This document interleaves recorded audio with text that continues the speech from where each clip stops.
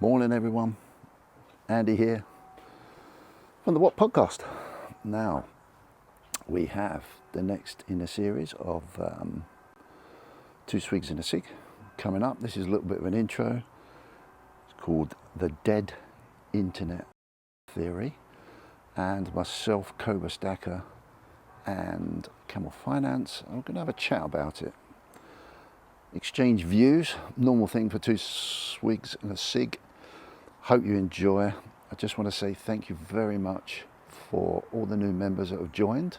It's really appreciated. We're building the channel very slowly, which is fantastic, and I really appreciate it, and it's down to me to really get some really good content. I'll try and get this episode out today, a bit later. I've had a bit of a delay this morning, but I'm just going to put it through the editing process and get it out there for you members first, for sure. Anyway, take good care, sit back, enjoy. Take good care. Bye-bye.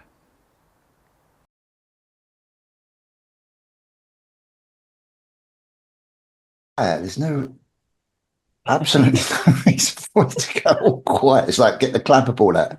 Excellent. Because we're waiting for you to introduce. Mate, my introductions are all pre-done now. So it's just a flow in, flow out. Done. Okay. Have you got a crack team behind it? A crack team, yeah, with their pipes. Not that kind of crack. Wrong type of crack.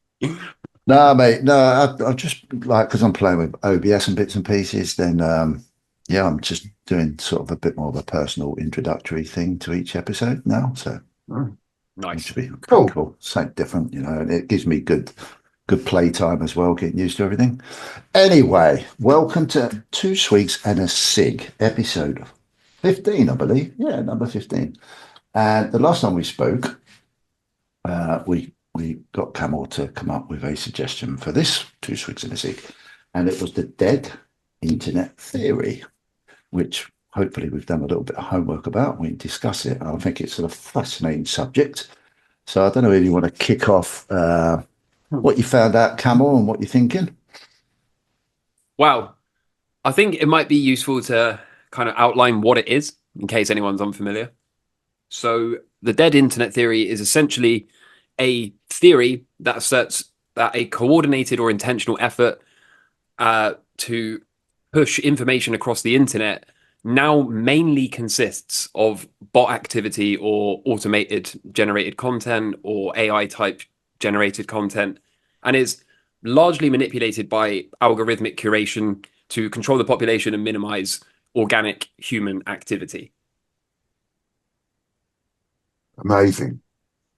And so from what I can see so far, there's kind of two ways to look at this.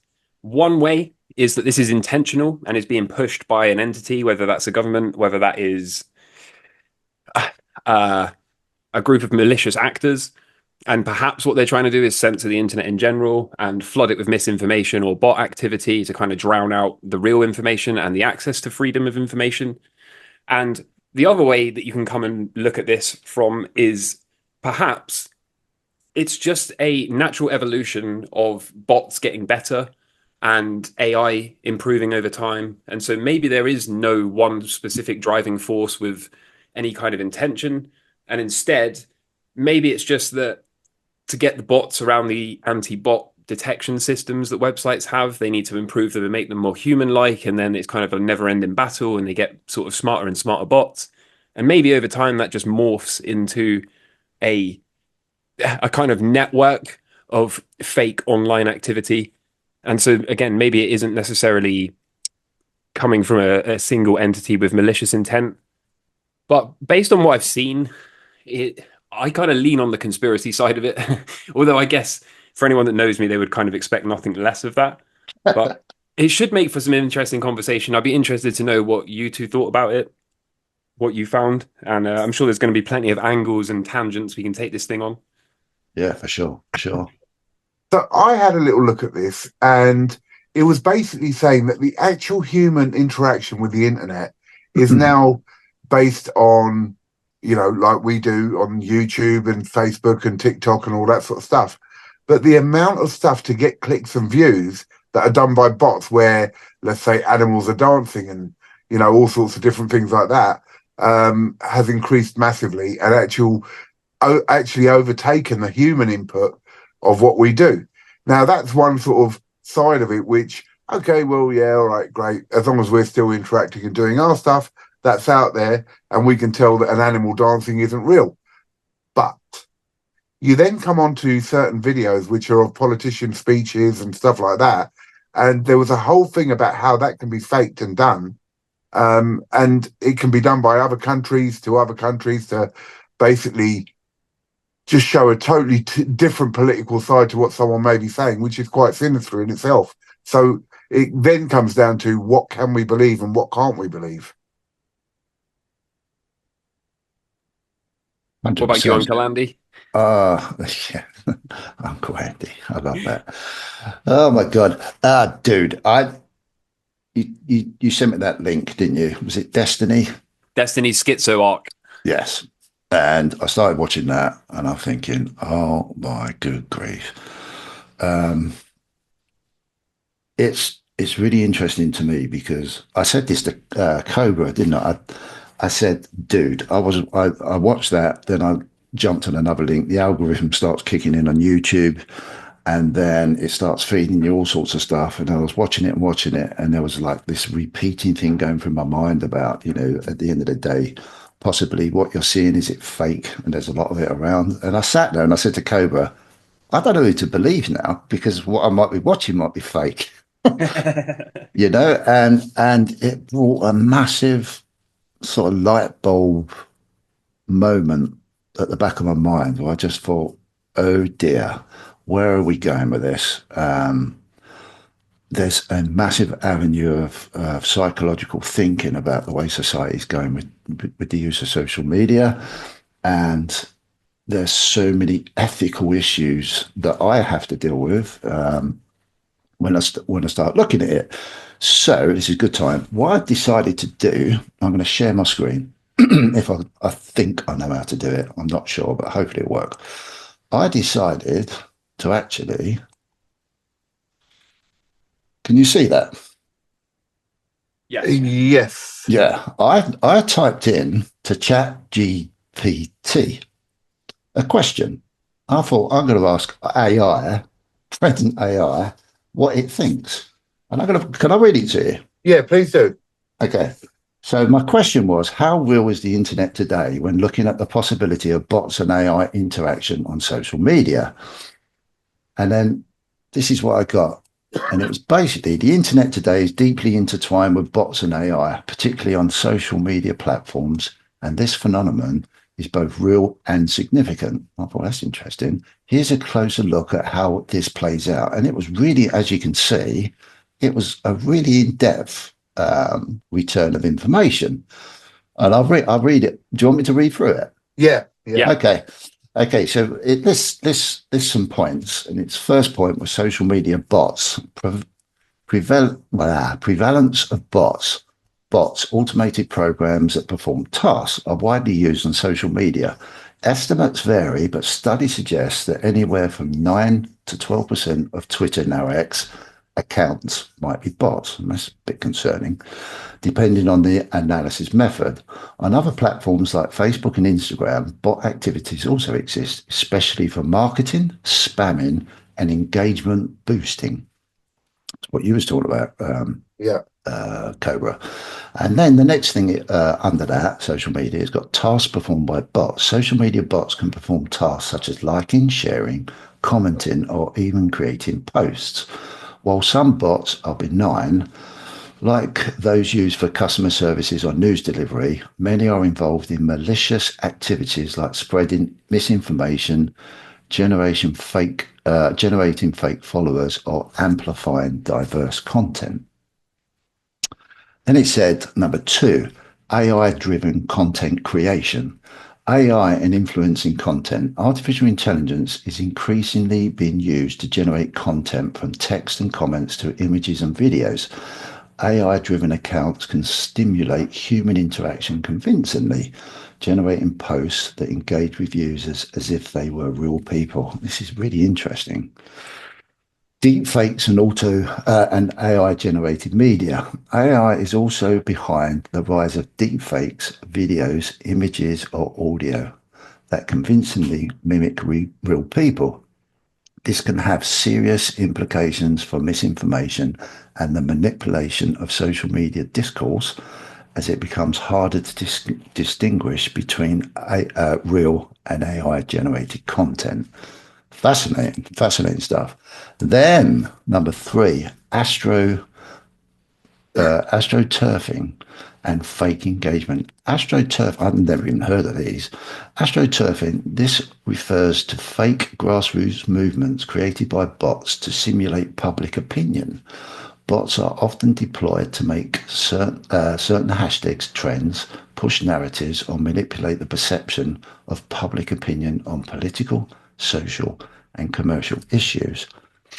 Fake engagement, companies and individuals, believe it or not, often use bots to artificially inflate their likes, retweets, or follower counts. This distorts the perception of influence and popularity, making it harder to determine what is genuinely trending versus what has been manufactured.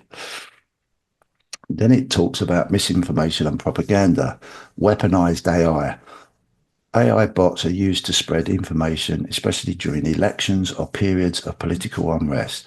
These bots can amplify conspiracy theories, create divisive content, or promote political agendas. The 2016 US presidential election is a well-known example where bots played a significant role in amplifying certain narratives on social media. Targeted AI manipulation. Social media algorithms powered by AI can also be manipulated to push specific content to particular groups of people based on their preferences or behaviors. This creates echo chambers where individuals only see content that reinforces their beliefs, further distorting reality. It's very concerning, all this. Yeah. Number 5, engagement farming and clickbait. AI generated clickbait. AI tools are being used to create clickbait content at scale, driving traffic to websites or posts that generate ad revenue. These bots optimize headlines and posts for maximum engagement, often with little regard for the truthfulness or quality of the content. Influence on ad algorithms. Bots also interact with social media ads, sometimes inflating the effectiveness of marketing campaign or distorting analytics. Advertisers might unknowingly spend more money on campaigns with a significant portion of engagement, where a significant portion of engagement comes from non-human sources. It's very deceptive, isn't it? Number 6, AI-powered customer support and virtual influencers. I like this one. Customer service. Many companies now use AI-powered bots to interact with customers on social media. These bots can handle common inquiries, assist with complaints, or guide users through product information. While efficient, it can be difficult for users to tell when they are interacting with a bot versus a human. It's interesting that. Virtual influences, AI-generated influences like, oh, crikey, I've got Lil Mikila and Sudu, I haven't heard of those, have made a mark on platforms like Instagram. These virtual characters created entirely by AI interact with users, build followings, and even secure brand partnerships, blurring the line between human and machine in influencer culture. And then the last bit was the future of AI in social media. AI enhanced interactions. AI is evolving to mimic human behavior more convincingly as chatbots, virtual assistants, and AI influencers become more sophisticated. Users may increasingly interact with machines without realizing it. Potential regulation. There is growing awareness and concern about the impact of AI and bots on social media. Some governments and platforms are beginning to implement measures to detect and limit bot activity, but it's an ongoing challenge. And then it wraps it up with a conclusion. The internet, particularly social media, is a space where human and AI interactions are increasingly blended. Bots and AI significantly impact user experiences from subtle influences in what content is seen to direct engagement in the form of AI-driven accounts. While AI can be useful, it also raises concerns about the authenticity of information, manipulation of public opinion, and the potential erosion of trust in what we see online. And ridiculously, at the bottom, I put, "Thank you very much." You got to And be then, nice to the AI. It remembers yeah, and then it Yeah, when says, it takes over the world. yeah, and then it says, "You're very welcome. I'm glad I could help." bloody hell. But is that not like really interesting? Can I start by making one quick point, and then I'll hand it over to Cobra? Of course you can. Did we just ask an AI bot for its opinion on AI and bots? Exactly. Yeah, that's what We I thought did. I'd do. We did. That's what I thought I'd do. Is it biased? Do you reckon it's defending its own kind? Not really, because it's given all the information of what can be done, good and bad. Do you know what I mean? So it has given you information there. Yeah, I tell you what though, right out of the gate, that 9 to 15% of Twitter is bots, right? Or made me think of Googling this thing I saw earlier in the week. So Thales is a cybersecurity leader, right? And if you type in Thales percentage of bots on the internet, what they found was nearly half of the internet, right? Nearly half, 49.6% of all internet traffic came from bots in 2023, a 2% increase over the previous year. And it even breaks it down by country. The global average of bad bot traffic, because there's good bots and bad bots, right? And the global average of bad bot traffic reached 32% in Ireland. Oh, excuse me, 32% on average. But in Ireland, it was 71%. In Germany, Wow. it was 67%. In Mexico, 42.8%. Right. So it's pretty interesting that it's pointing at those at Twitter and saying it might only be like 9 or 15%, whatever the number was.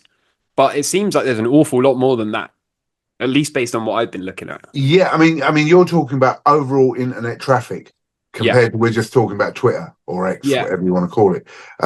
Look, I agree though. I think it's a lot more. But I mean, this is highly dangerous because let's say, for instance, you know, I look at a load of stuff about wokeism on YouTube and all that lot, and we know already the algorithm will then pick up on that and send me more stuff on it. Like Andy just said, you know, he looked up this and then it started flooding in with loads of stuff about it.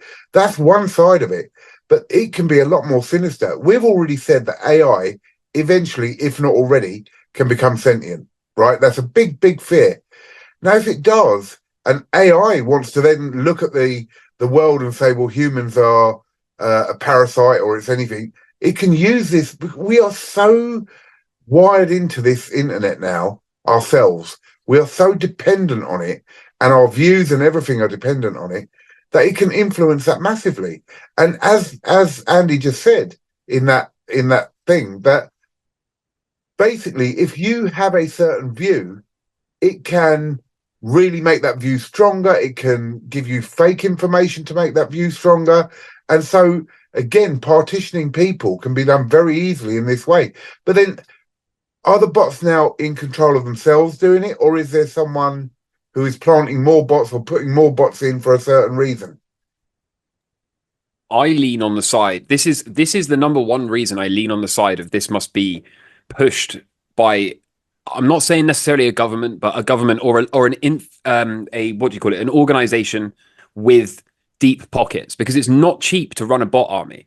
Like you can build 1,000 bots on your computer and run that fine, but if you're talking about, you know, potentially hundreds of thousands or millions of bots, and you're going to target multiple of these big social media sites, one for Facebook, say an army for Facebook, a bot army for Instagram, a bot army for, you know, all the main ones, then that takes up a lot of server space.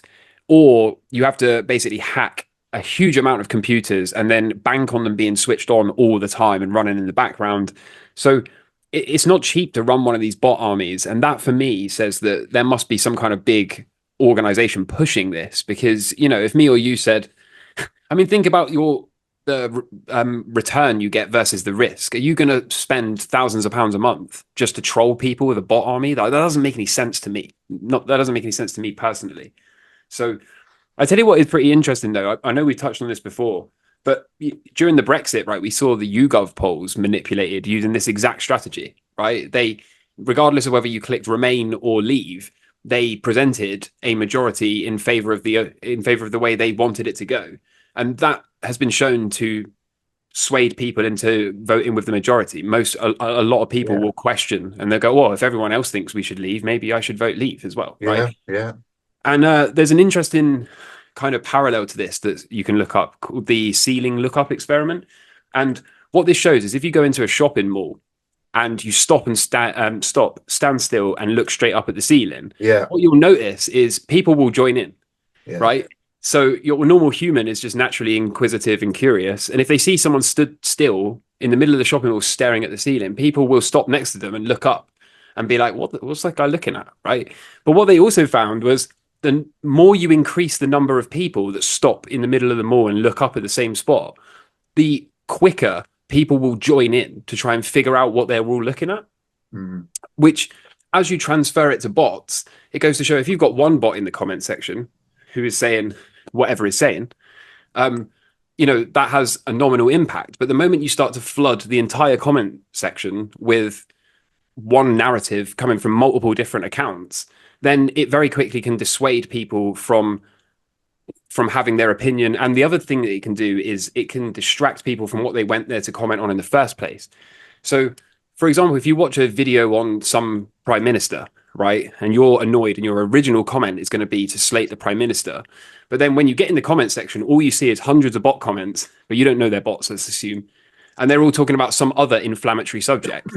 Then your first impression, you went there to criticize the prime minister, but the moment you got in the comment section and saw a bunch of bot comments saying some other outrageous, seemingly nonsensical stuff, then it distracts you and you get tied up arguing with these bots over something that you never even were going to intentionally comment in the first place.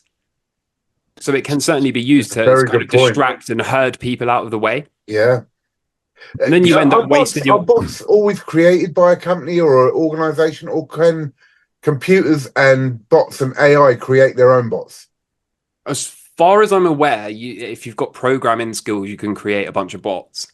But can AI create its own bots? I don't know if that... I mean, I would imagine probably, but then again, you need to have the resources to fund that, I would think.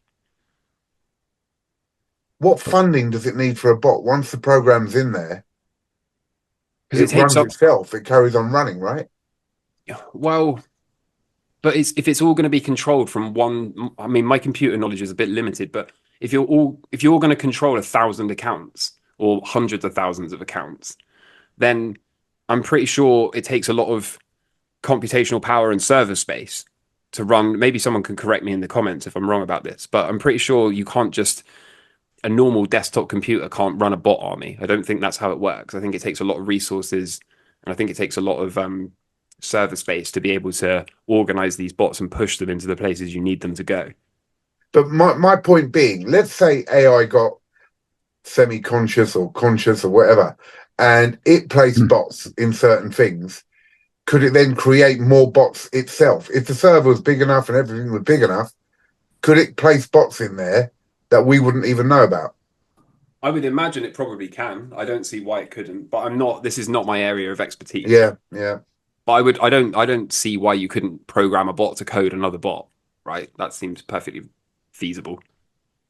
Highly dangerous. I have heard that some of the latest updated, I don't subscribe to it, I just subscribe to Chat GPT, the free version. But I believe that the subscriptions for the other versions, which are highly better, obviously, to interact with, you can actually get them to recorrect your programs. Like your if you're a coder, it will actually resort your coding efficiently. Yeah, I saw one thing on that where a young lad made a code for his university or whatever, and it corrected the whole thing, and he sat there and he was amazed at how efficiently it had made it. So that sort of answers your question a little bit, doesn't it? I would have thought once it's more developed, then yeah, why can't it? I And it's suppose. things like now with Kamala and Trump, massive election, very important election, very influenced in the media at the moment and all that lot. And if that can be controlling how people think using bots and guide them in a certain way, what hope have we got in making our own decisions when we are influenced so much? I mean, we are, as I said before, we're wired into the internet so deeply now. All our information really comes from that. It's not just Well, that though. We've got like search engine manipulation as well, right? Yeah, So if you Google, if you try to find something negative on Trump, Google will return that much more readily than it will return something negative on Kamala Harris, right? yeah. So it's kind of select. It's not just the bots; it's also the search engine results. And I've seen clips and stuff on Twitter before where it was showing if you ask ChatGPT to, or not, sorry, not necessarily ChatGPT, but some kind of AI thing to draw a picture of Donald Trump in a bad light, it has no problem doing that. But when you ask it to draw Kamala in a bad light, it says, "Oh, I can't do this at this time" or whatever. That's And similarly, terrible. if you ask ChatGPT to, tell me what the negatives are of Donald Trump, it has no problem pumping out hundreds and hundreds and hundreds of reasons why he would make a bad president. But when you run the same command for Kamala Harris, then suddenly it has far less negative things to say. So there is definitely a skew in the way that information is presented as well, depending on whatever the narrative is that they're trying to push. an interesting point that because after I typed that question to in Chat GPT, I actually read it all and I thought, wow, that's interesting. Then I come up with a conclusion. Well, how biased is that I've just read? And it's similar to what you're just saying there, Camel. It's so hard. I think I want to try and sort of ask a basic question and ask you both. Do you both believe that the dead internet theory as a theory actually exists? It's a yes or no, really. I don't know Mm. if it is a yes or no, to tell the truth. I think, look, do I believe that bots are there and they can influence us? Do I believe that what we put in, there's algorithms that basically guide us in certain directions? Yes, absolutely, I do. Do I think we can rely on the information we get from the internet in a safe and controlled way? No, I don't. So, yeah, I believe. I mean, I don't. It's such a deep subject, and you have to really understand computer science in a really good way and understand computers, which I don't, to really understand the implications of this. But is it dangerous and is it manipulative? Yeah, 100%. Yeah. So the theory, what we can break that theory down to a degree, but the theory is, yeah, it exists. There is issues. There is things going on that we can be quite blinded by left, right, and centre. Would you agree with that as well, Carol? I definitely think the internet, when you start looking into this stuff, I definitely think the internet is significantly devoid of real content. And I don't know if you guys are familiar with link rot. Have you seen this? No. No. Link rot is when if you go on a website and it's got like a reference source or a hyperlink and you can click on it Oh Yeah. yeah, and it'll take you to the source that it's citing. yeah. So link rot is when those links cease to exist. But there was a study in 2023 of the $1 million homepage external links that found 27% of the links resulted in a site loading with no redirects. 45% of the links had been redirected, and 28% returned various error messages. So this is huge. And then the Department of Justice, which is citing huge amounts of hyperlinks, right? Somebody tracked the data on that and found that almost 70% of those hyperlinks go nowhere. And this is on the Department of Justice for the US. So they're referencing materials for the highest court of the most important decisions in the entire US. And almost 70% of their links that they're citing don't even go anywhere. So to me, that was one of the biggest mind-blowing findings of all of this. Is that even the bot stuff aside, yes, there's some bots, and yes, they seem to try to manipulate people that are susceptible to that. But in terms of the internet being dead, as in not what it used to be, which was just an exchange of information between people, it certainly seems that an awful lot of it does not exist. Wow. So again, it comes down to what can we believe? What do we believe? Yeah, that was going to be my next question to both of you, to like, because we both sort of said, yeah, there's definitely to any observer that you don't even have to be a rocket scientist. If you just look at things logically, it makes sense. Absolutely makes sense. Now, as a follow up from there, so as we can sort of go through it, is this a problem? Do you, what's your view? Do you see this as an issue going forward? And what do you see those issues being, if they are positive or negative? I see it as a massive problem. I think once we sort of figure out that this is going on for sure, let's say, it blows your mind to what you can actually believe and not believe. That's the first problem. What is reality and what's not, and that's always been an issue when it comes to the internet. But now it's getting worse. And then the second problem is how much are we manipulated? And it seems like it's more and more. And even our views, our political views, our views on certain subjects are all manipulated and guided into a direction that someone or something wants to guide us. And the third and major problem I see is we know AI is developing at an extraordinary rate. And if it does become sentient in any way, shape, or form, it can use these bots very effectively to destroy us or manipulate it for its benefit. So there's three things that I find highly negative about this. Anything positive? No, not really, because unless you're just talking about marketing, oh yeah, as a company we can market stuff using these bots, but you're still manipulating people. But then marketing has always been about manipulating people, even way before the internet, through TV, through advertising and all sorts of stuff. It is manipulation, but this takes it to another level. So I don't see anything positive in it in any way, shape or form, to tell the truth, because it's fake information, whatever way you look at it, or it's manipulating our minds to want to buy or want to engage with certain things. And it's all about, like we talked about before with clickbait and engagement. It's all money. It's all to make money in one shape or another, but it's by using our time and our minds to their benefit. So I don't see any positives in this. I mean, I may be wrong. There may be some very good stuff, but I don't know of it. I would love to build on this slightly. And since both of you do YouTube as well, I'm going to try and take a quick detour, talk about bots on YouTube. And then I'm going to take it from there to what I believe is the next level on this iceberg, which is the Potemkin village, right? So What? we'll get there. We'll get there. Okay.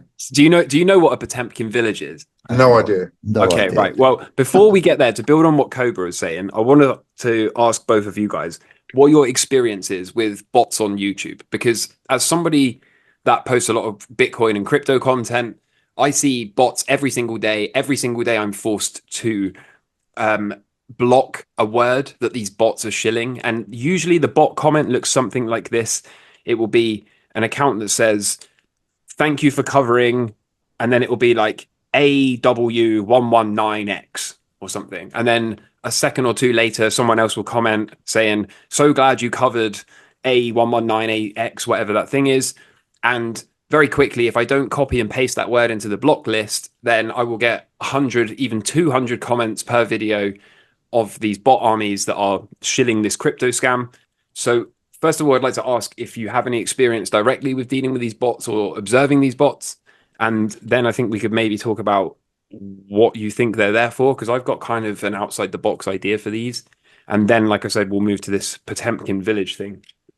For me, I have never seen anything like that. Every comment that I get is from a person I know. Don't get me wrong, I've had people, like new people coming on with new comments, like I just got another, I don't know, 60, 70 subs or something recently, and there are new people coming on, but they're all commenting about the video directly, so you can tell it's a human being sort of saying, "Oh, I love that," or "I didn't like this," or "that was that," or "that was this," but no generic sort of thing like what you're saying there. So I personally can't say that I have encountered messages from bots, or if I have, I don't know about it. For me, mate, no, I have no idea. I've just trusted everything. Wow, no, that's bollocks, really. I haven't trusted everything at all. I have seen on the odd occasion something similar to what you was talking about, Camel, where someone mentioned something, and then all of a sudden there's about 15 or 16 people linked into that comment, which I just block off because it's got nothing to do. Someone's fishing something on my channel. But that's about it, really. Pretty similar to Cobra. Um, I kind of hope that I'm probably talking to people, but you're beginning to sometimes question it in your own mind. Is this a real person or not? It's interesting, really interesting. So have you ever seen the comments that are, because that's one variant, right? Pushing a string of characters that I guess they're hoping people will Google. And probably if you Google AW911X or whatever the little thing of characters is, it'll probably take you to some link that will try and scam you out of money or crypto, right? But have you ever seen the ones that are, because another type I get a lot, and one thing I notice is if I put Bitcoin or crypto in the title, then this is almost certain to show up. The other one that's very, very common is someone will write a whole, and I say someone, a bot will write a whole paragraph, which is like, great video, mate. So glad you covered whatever it is, blah, blah, blah, blah. I was lucky enough to grow my nest egg from 11K to 117K in just 2 weeks, thanks to, and then very quickly after that, there'll be a bunch of replies from other bots that are like, oh, how did you find this? How did you do this? And then it'll be like, we needed a good mentor and I found one on Telegram. And it's like, do you happen to have the, they're having full conversations, but it ultimately leads to either a WhatsApp number or Yeah. a Telegram or Discord handle that you can add. And then presumably there's some scammer waiting there to try to happily convince you that he can trade your account into a bigger size if you just send him some crypto or money. And then obviously you're never going to get that back. So that's another one I see. Yeah, that's. I'll be honest. That's the one I was trying to describe. I do see that one quite often. See, I've never seen that, but that blatantly sounds like a bot, doesn't it? Like, yeah, I increase. When they start telling you, I managed to do this with this and this with that, and this is how you do it, and other people are commenting, and it will reply by saying, "Go to this and check this out." Like, really? No. Yeah, the tell for that one is anytime someone puts real numbers in there. So anytime I went from, I don't know, 7,000 a week to 11,000 a week thanks to Mrs. Someone, right? Like as soon as normal people don't tend to try to brag numbers on the internet because it's just numbers on the internet, right? So that's always a tell for that one. And then there's another one you may or may not have noticed, which is a string of 6 names. And it looks like, I don't know, Melissa, Peter, Andrew, this, that, the other. Have you noticed any of those at all? No. I haven't. Because that's another one that's quite common at the moment. And the theory for that one is that, say your name is Uncle Andy, then and let's assume you didn't want anyone to know that because you were behind an alias. Then to prevent people from doxing you in the comments and saying this guy's name is Uncle Andy, you can block the words Uncle and Andy. So if anyone tries to expose your real name on your channel, then Uncle Andy will immediately get blocked, right? But the idea behind this string of 6 names is that bots are trying to figure out which one of the words has been blocked. And then once it detects the blocked name, it goes, oh, that's Uncle Andy. So now we can dox him and threaten his account and threaten to leak his information online. So that's another one I've observed quite a lot. But clearly, are you both saying you haven't seen that one either? No, I haven't. I mean, you got to remember your actual thing is a lot bigger, bro. I mean, you've got a lot more subs than us, and so maybe the bigger you get, the more you see of this type of stuff. Relatively, I'm very small compared to you. I do think, based on my experience firsthand, as soon as you put Bitcoin or crypto or altcoin in the title of the video, or if you tag it in the description, that seems to they seem to be trained to attack those keywords. Right. So maybe because you do primarily gold and silver, you don't notice it as much. True. But then the theory, I have kind of 2 ideas of this, right? One is kind of not that bad. One is that this is just some scammers that want people to say, oh, look, I can go and get free crypto here. Or, oh, look, this guy can trade my account into a bigger number. And that's kind of the simple explanation, that it's just a scam and no one cares, right? It's just if you're unfortunate or naive enough to go on some Telegram and give someone some money, then unfortunately you're probably not going to get it back, right? That's like the one way I look at it, which is just people running a very, what do you call it, primitive scam almost, right? A very simple scam. But the other way I look at this is, and I notice that if I watch other crypto YouTubers, their comment section is full all the time because they don't do what I do, which is block those words, right? So when the bots come and say, oh, buy Amazon's AW119XT, whatever it is, I'm very quick to block those to try to get them out of my comment section. But I notice whenever I watch a lot of other crypto YouTube, that's all there is in the comments. And 1 or 2 times I have caught myself being about to comment on somebody's video and I scroll down and all I see is bot comments and I go, there's no point, it's all bots. And then I move away from it, right? And part of me wonders if there's some kind of top-down pressure or top-down idea to just flood every single crypto video with these bot comments to prevent people asking other humans questions, to prevent other people from having conversation back and forward. And often if you comment on somebody, bots will jump straight in there and tell you to contact so and so on Telegram, and it's all very scammy. And it just it makes me wonder if they are trying to deliberately flood the comments with bots and nonsense to keep people out of the crypto space, or to maybe prevent them from learning and engaging with other people in that space. Good point. Yeah, I get where you're coming from, and yes, that's a possibility. But then again, we have no, where do we go with this? Where do we actually say, yeah, that is what it is, or that is what it is? But we don't know. We just don't know, do we? Nope. It's very hard to come to a conclusion of that's what's going on. I just think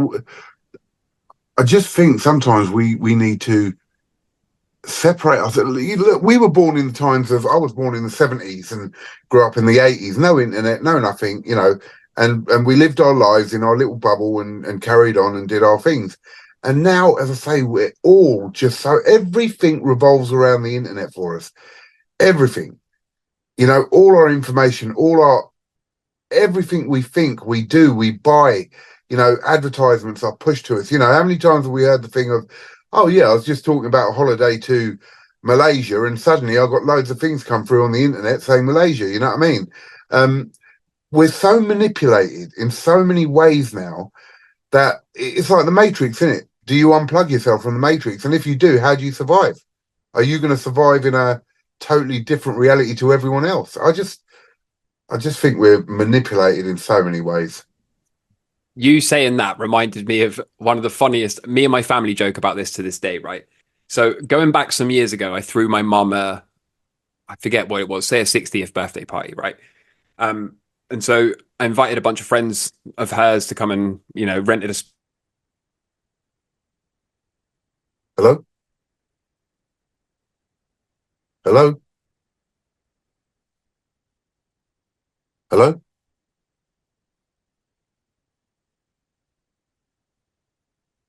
Hello? Is anybody there?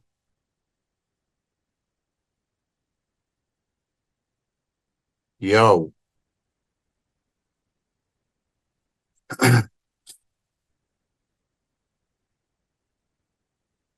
Andy's gone.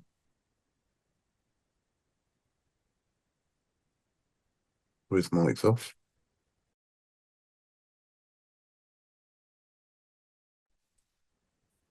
Hello?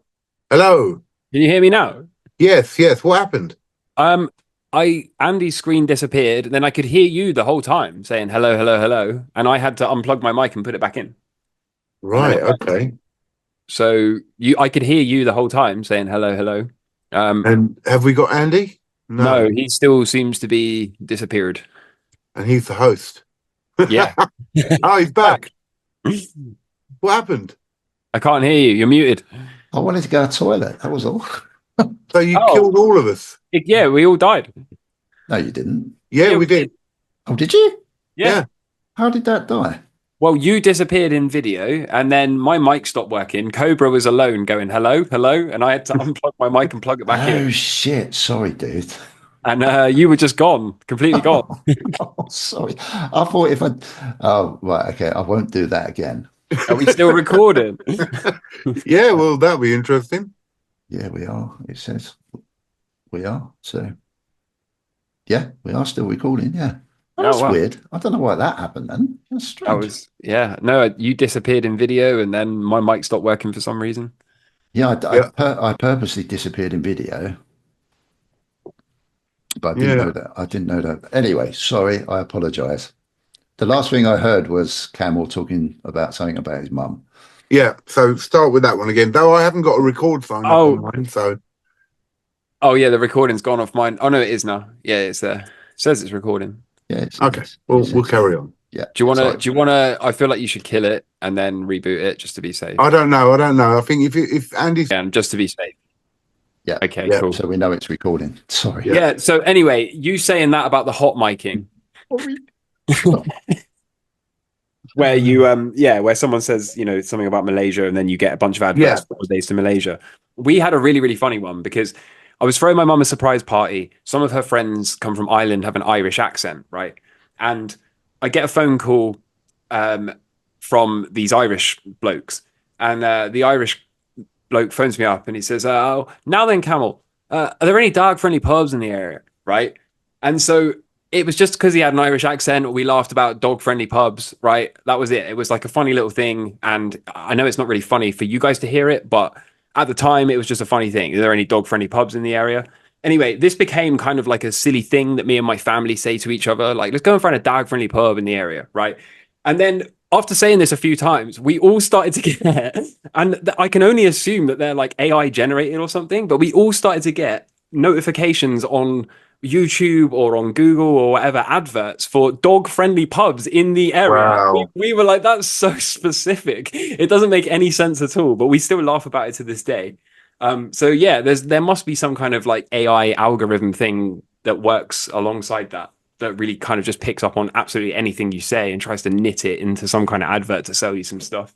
But this is what I mean. Do you see how manipulated we are, even at a basic level? Let's not even think about politicians and elections coming up and all the rest of it and how we can manipulate it in that. But even our day-to-day life, if we mention something, bang, it's in your face until you buy it. Do you know what I Yeah. mean? And then Yeah. we move on to the next subject. And I just think that's so dangerous and so bad. I don't see any positives to this, really. Well, You we can don't, take. Oh, sorry. Go on, Andy. I was just going to say, you don't see it as just a natural evolution of what's happened in a technical format.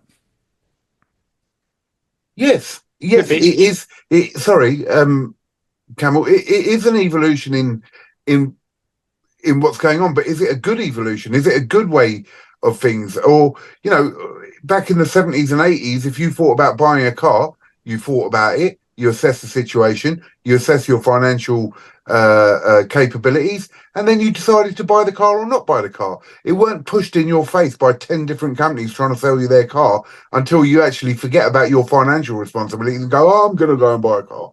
Yeah, but then that was probably because we wasn't plugged in on a Well, 24-hour that's what I'm basis. talking about.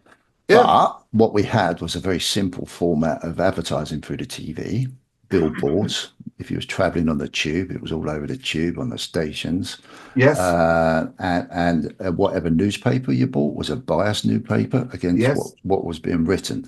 But you always had, we had, well, I was lucky. I was with you, dude. I was 60s born. And we always had a natural break away. Yeah. We always had that natural breakaway through everyday life. So it wasn't constantly beamed in. Today, and I'm just as guilty, we are plugged in.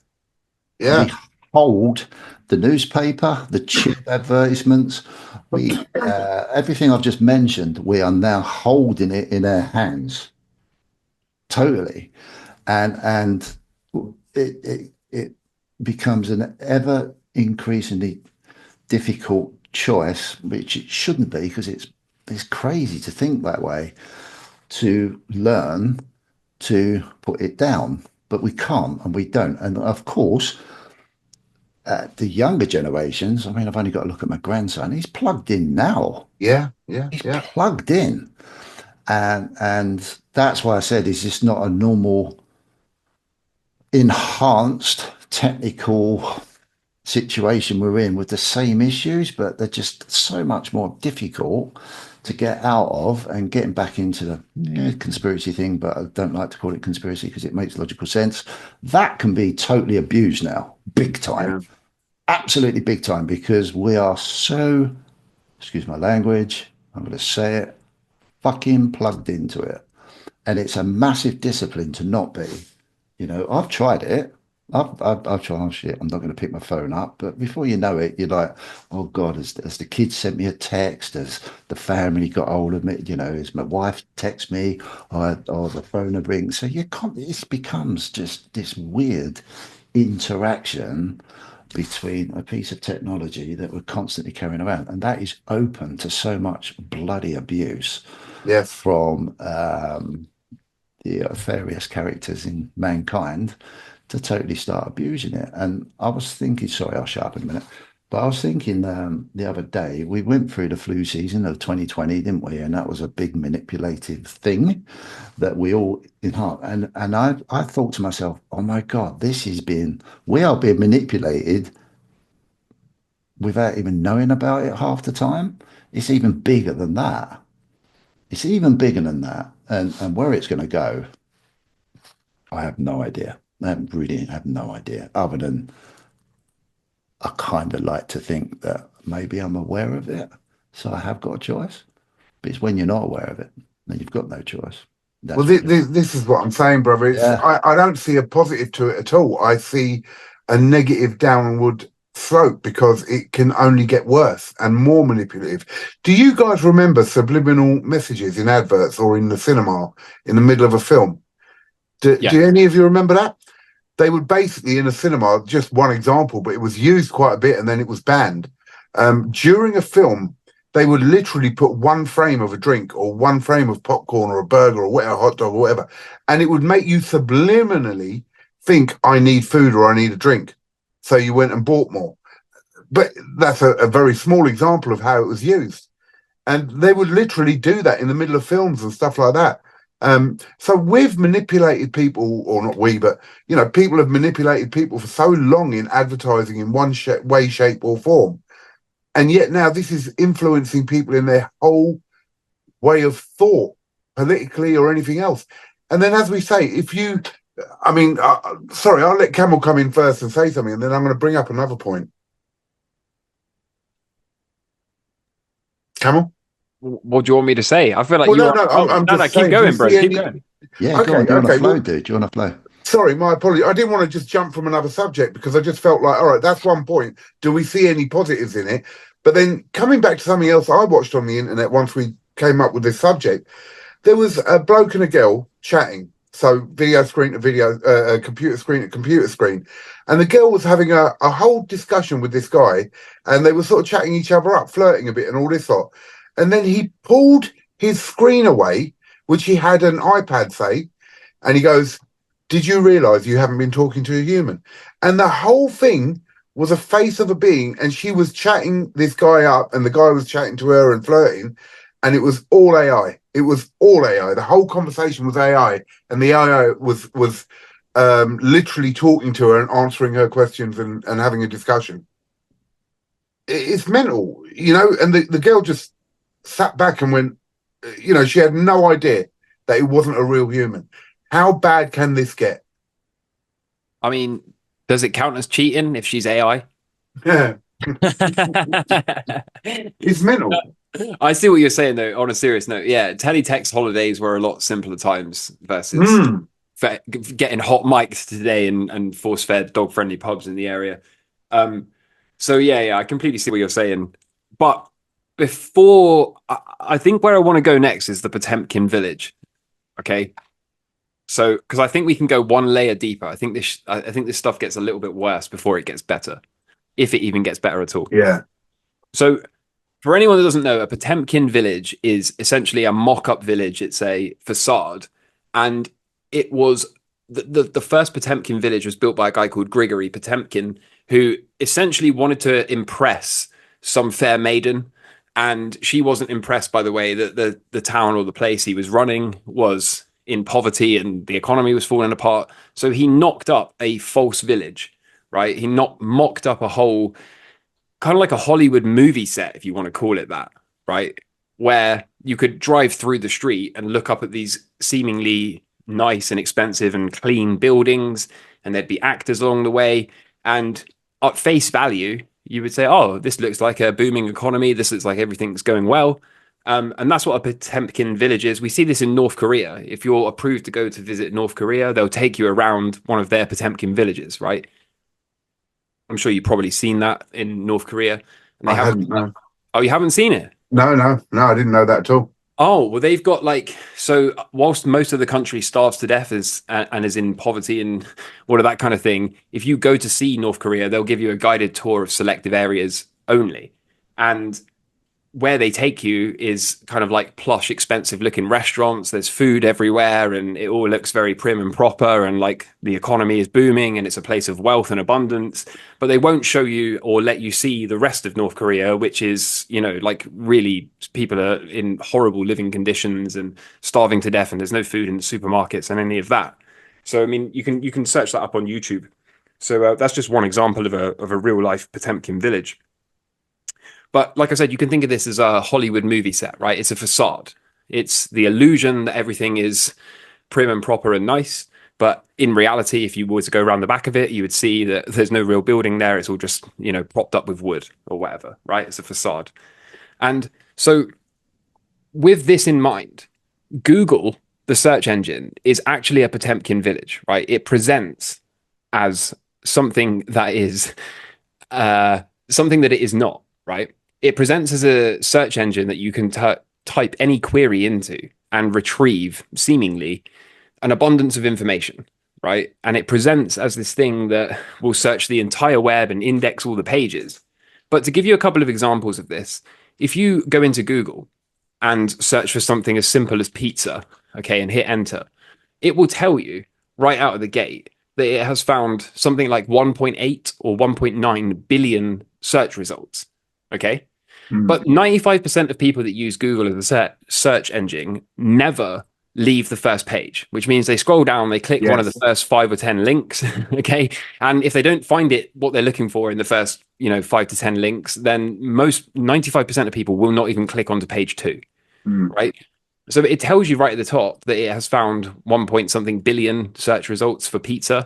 And if you skip right to the end of the amount of searchable pages, what you find out is that, if that was true and there was really almost 2 billion websites indexed on Google pertaining to pizza, then you would expect these pages to run out, or excuse me, not run out. You'd expect these pages, if you've got 10 or 15 results per page, they would go on forever.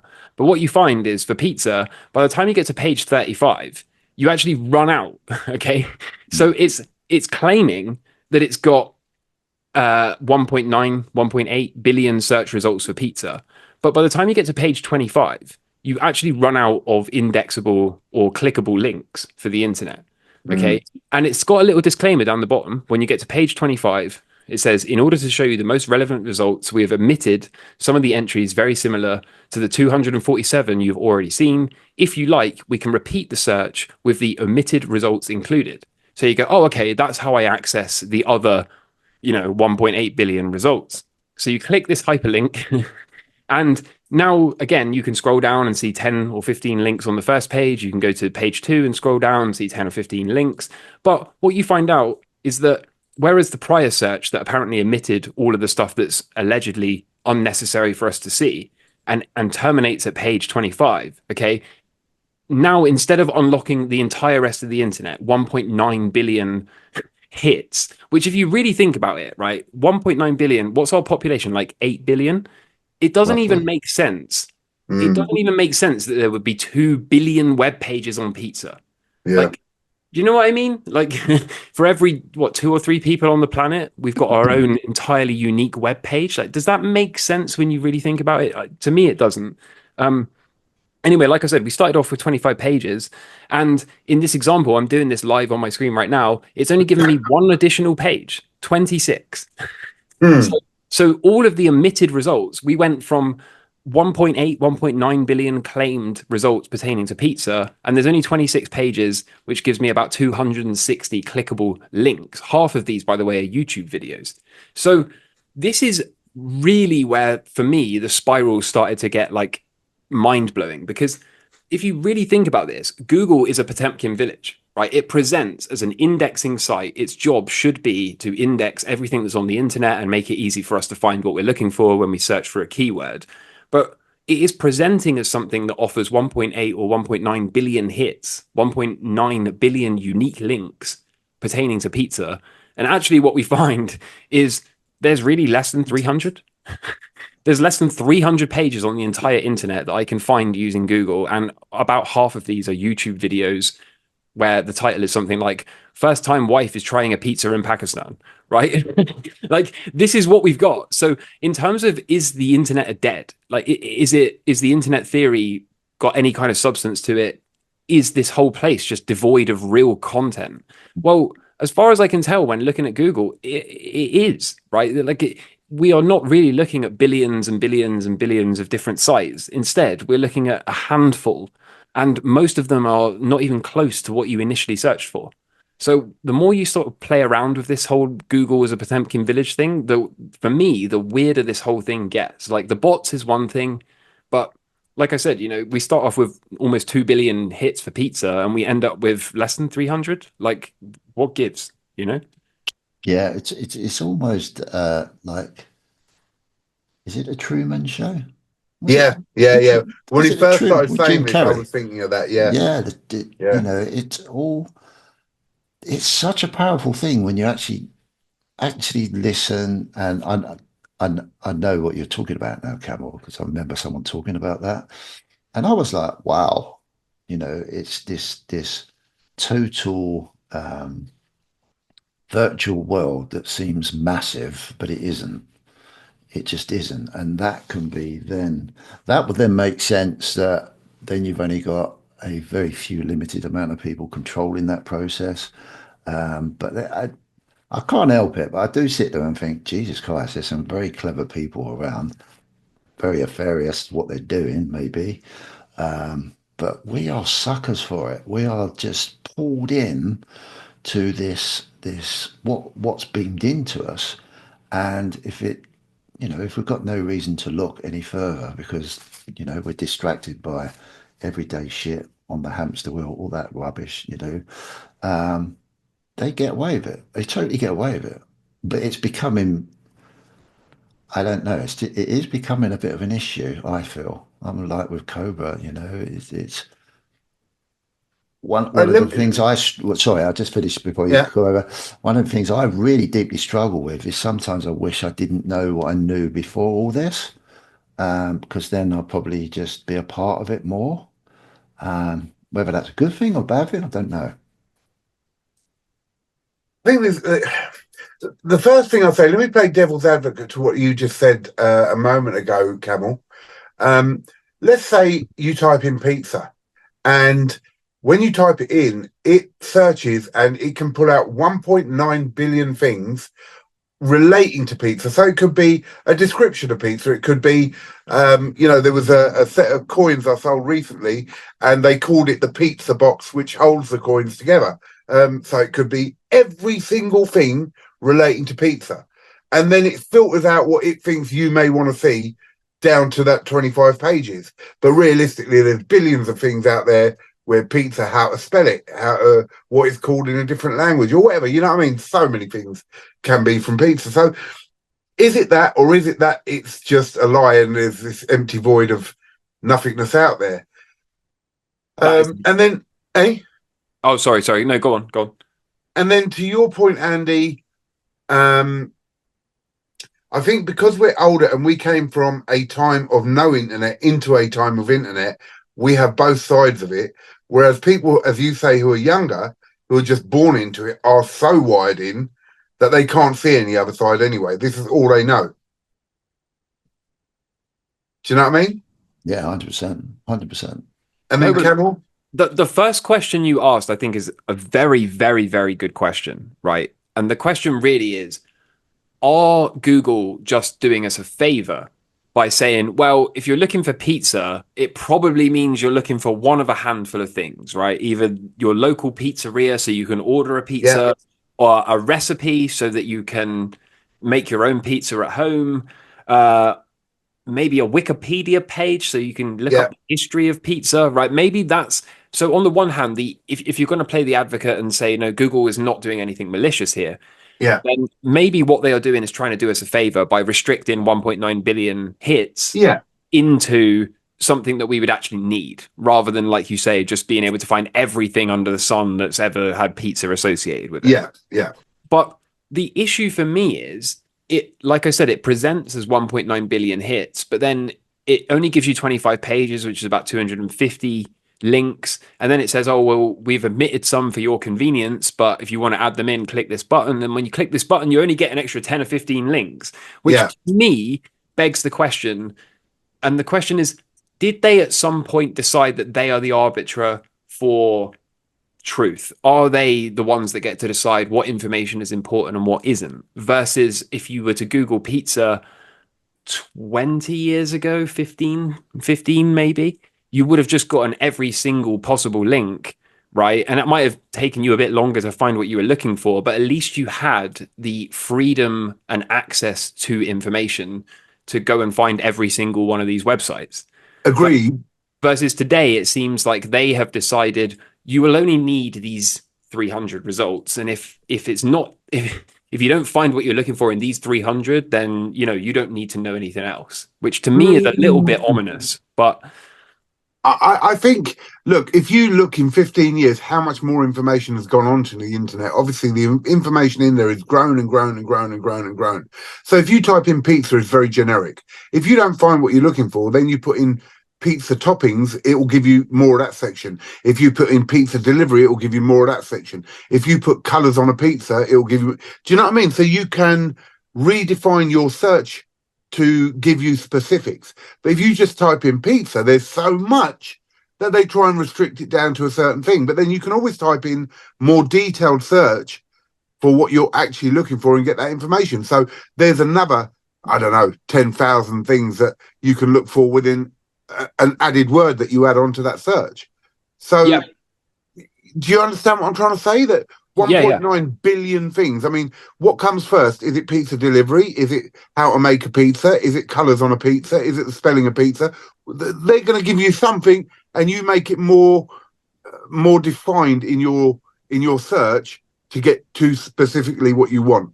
Yeah, I absolutely agree that obviously if you wanted pizza toppings that pertain to Italy and you just typed in pizza, right, that's kind of on you for not being more specific in your search, right? So I completely agree and understand with what you just said, but just playing the advocate here for the sake of having a dynamic conversation, it seems to me like the real issue is if I Google pizza, it should give me everything on the internet pertaining to pizza, right?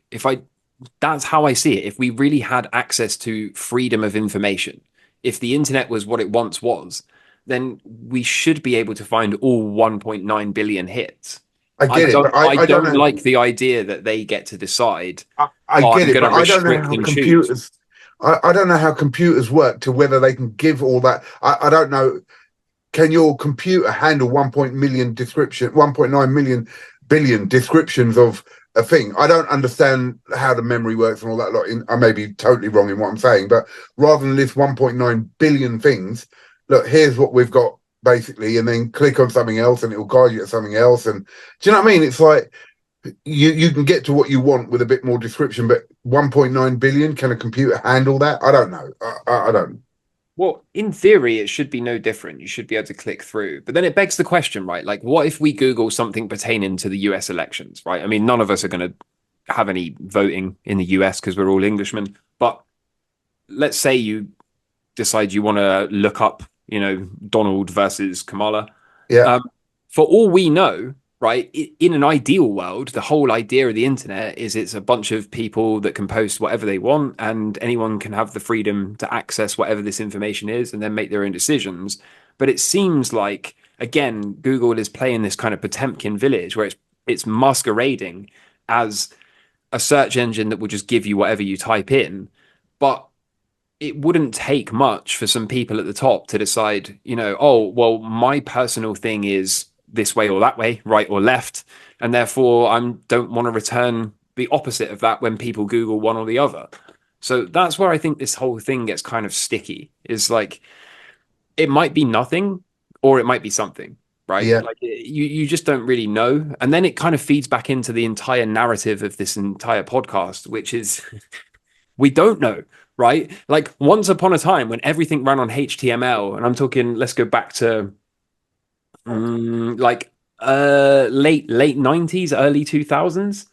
Everything was just anyone that was passionate about something and had some information to upload to the internet could upload it and share it, right? And if you were a guitarist, you could maybe post some stuff about guitar, and then only people that cared about guitar or also played guitar or were interested in guitar would look that stuff up and maybe find your webpage.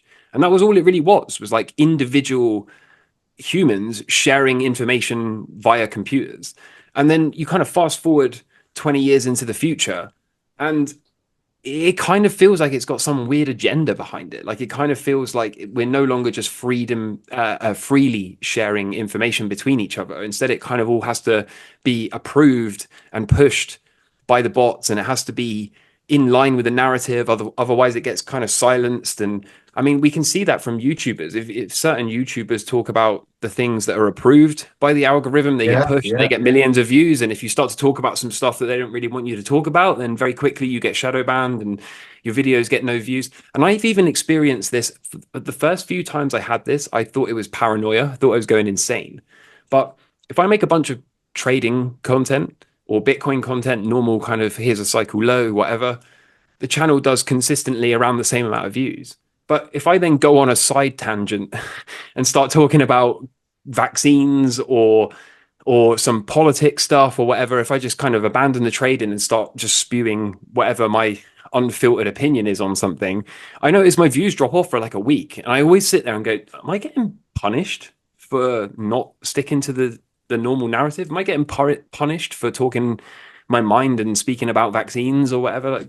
And the first time it happened, I thought, no, I'm crazy. But then it happened again. I went on a rant about vaccines and my channel dropped off in views massively for a week and a half. And, once it happened 3 or 4 or 5 times in a row, I started to think, okay, like now I almost don't want to talk about that stuff. Right. And I started to notice that in myself. I was like, oh, I'll talk about this. Maybe I won't though, because maybe YouTube would take away my views. And then I was like, wow, like it's actually got me. It's got me scared to talk about my own opinion on my own channel. Right. So I definitely think there's a big part of that at play. And yeah, the whole thing is kind of weird. It's kind of weird. Well, the thing is, we know. Sorry, I was just going to say, now I realise why you both come to my channel, so you can vent off and it don't matter. Yeah, it's on you, mate. You have to take the brunt. The thing is, with Google, we know that about the search engines and all that lot. How many times have I had phone calls about my security business?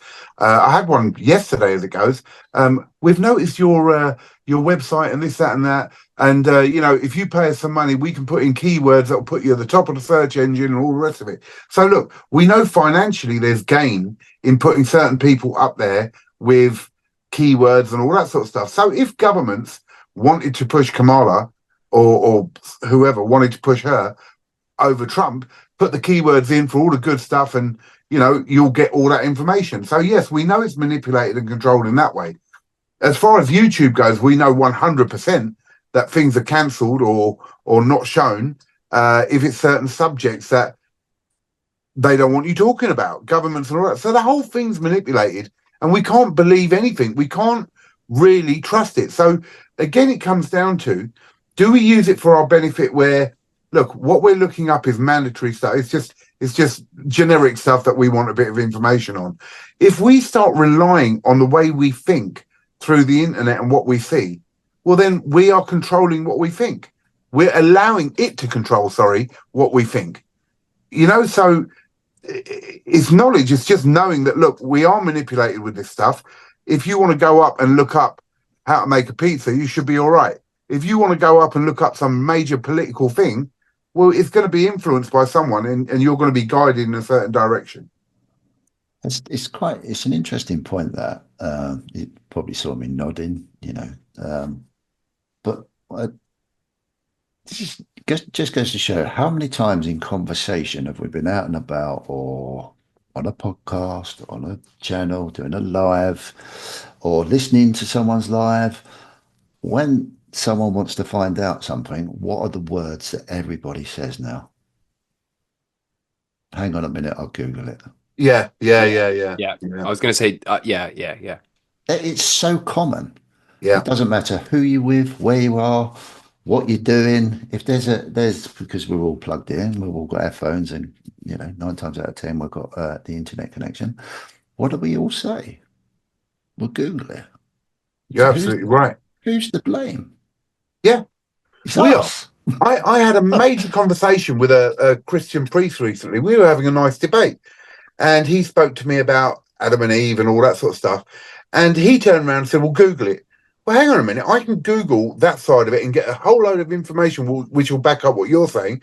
But then I can turn around and say, Google evolution, let's say, and Google us created from apes, for instance, and I'll get you a whole load of information on that. So either way, Google don't matter because either side of the argument's there. It's what you believe. It's what you're guided into. But it has become a part of everyday, just Yeah, normal. Google it. Hang on, I'll Google that. I hear it all the time. I use it. I do it. I yeah, use it yeah. just as a common vocabulary word in everyday life, which, when you really think about that, that's been a very, very powerful influence, which the internet has brought. And I suppose Google and their model of whatever they're doing has I've got to say, like, they've played it perfectly. They're playing it perfectly. The difference is now people are starting to question what's going on, and that will, I believe, bring about ways of interacting through the internet differently, almost like what Bitcoin stands for, like having that decentralized way of living our lives in a virtual world, and all the time you've got these big power magnets called Google and whatever. Amazon's another one, but in a different context. They it's just become. I mean, Amazon's another great example. Now, most people say, "Oh, I'll get it from Amazon."